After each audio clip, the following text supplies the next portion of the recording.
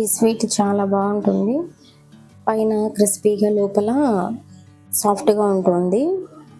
దీనికి కావాల్సింది ఒక కప్పు రవ్వ తీసుకుందాం, అలాగే ఒక కప్పు చక్కెర తీసుకుందాం, కొద్దిగా ఇలాచి పౌడర్ వేసి కొద్దిగా బాగా కలుపుకోవాలన్నమాట.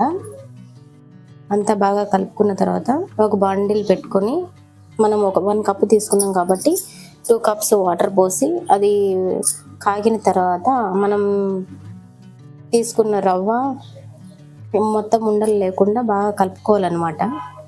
బాగా గట్టిపడేంత వరకు కలపాలి. బాగా కలుపుకున్న తర్వాత ఒక స్పూన్ నెయ్యి వేసి కొద్దిసేపు అలా కలుపుకున్న తర్వాత ఒక 5 మినిట్స్ అలా చల్లారనివ్వాలి. తర్వాత మనం వడలు చేసుకున్నట్టు అలా చేసుకున్నామంటే అన్నీ అలా చేసి పెట్టేసుకోవాలి. మొత్తం బాగా అలా చేసుకున్నాక ఆయిల్ పెట్టి హీట్ ఎక్కాక అన్నీ వేసేసుకొని ఫ్రై చేయాలన్నమాట. 2 సైడ్స్ అలా బాగా కాగనివ్వాలి. అలా బాగా అప్పుడే బ్రౌన్ కలర్లోకి వస్తాయి. తర్వాత మనం అత్రాసలుగా ఒత్తుకుంటాం కదా, అలా ఒత్తుకుంటే సరిపోతుంది. అలా అన్నీ కూడా ఒత్తుకొని పక్కకు తీసుకోవాలి. అంతే అండి, చాలా అంటే చాలా ఈజీ. శ్రావణ మాసం కాబట్టి అమ్మవార్లకి ప్రసాదంగా కూడా పెట్టచ్చు.